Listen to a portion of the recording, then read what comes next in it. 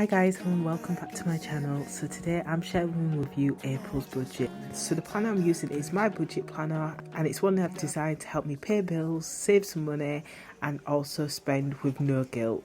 Now one of the first steps I like to do is fill out my calendar because I like to see what is on and just have that in mind when I'm creating my budget. I'm just populating the calendar with the days and the date. So it's April and there's not much going on because obviously it's still locked down, so there's not much events, but it is Easter and that does mean that there's school holidays, but I need to find out when the dates are, so I've just put a question mark for now. It's also our anniversary, our 2-year wedding anniversary, and if anyone's followed me for a while, you may recall that I documented how we cash funded our wedding for under £2,500 a couple of years ago. So if anyone's interested in that, just drop a comment below. I'll be happy to do a video just sharing a few tips that we use to help save some money. I have to admit it was a very small wedding. It was just myself, my partner and my son, but yeah, you know, a few of the tips can be applied to a much bigger wedding.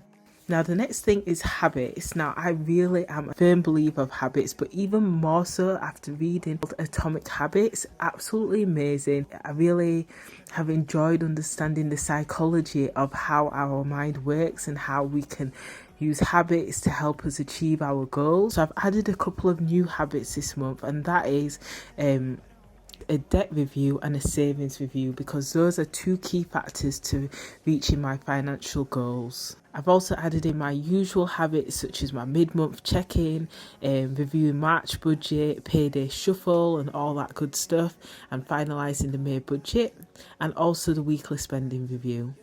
And then I've also got a section for groceries because, as you know, I really do believe groceries can really impact the budget. So I always spend a lot of time ensuring that I keep my groceries as low as possible. So next we're moving on to actually creating the budget. So this is going to be a budget created for April. And yeah, it's a typical month. There's nothing big in mind. There's one key thing that I would really like to do this month, and that is to treat myself to some new clothes. I feel like I'm finally getting my body back after having a baby last year. Summer's around the corner and I've lost a bit of weight, so I want to treat myself to a few new items of clothing because I haven't bought clothes for ages.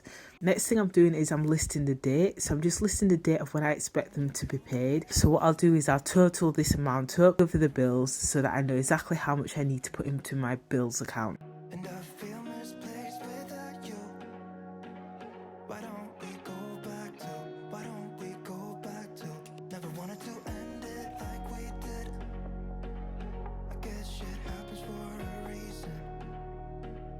But the next section is savings, and this is split into sinking funds and savings.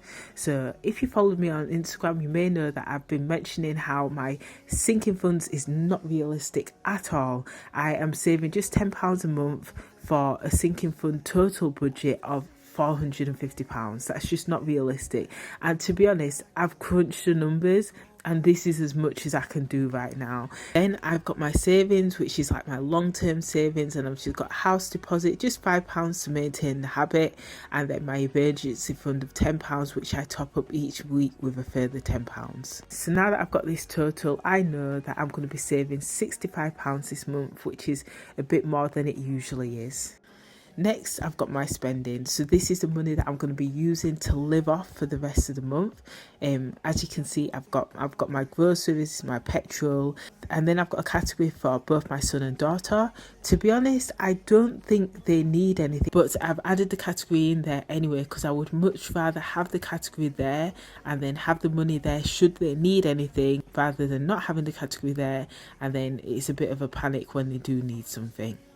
Then I've also added a clothing category for me, and gosh, as a mum, the amount of guilt that I feel that I have given myself double the budget than I've given my son and daughter, but that's because I have nothing. When I was pregnant, my feet swelled up, and as a result, none of my shoes fit me anymore. So I was a size 6, but I'm currently a size 7, so I need to shift a few pounds to hopefully get back down to a size 6. So yeah, I need some more shoes.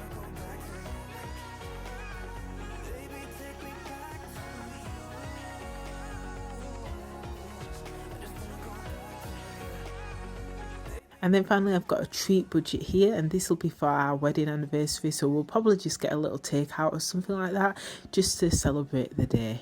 This is my budget for April 2021. I am super excited for it. I feel like I've covered all bases. I hope this video was useful for you. If you've got any questions at all, feel free to let me know.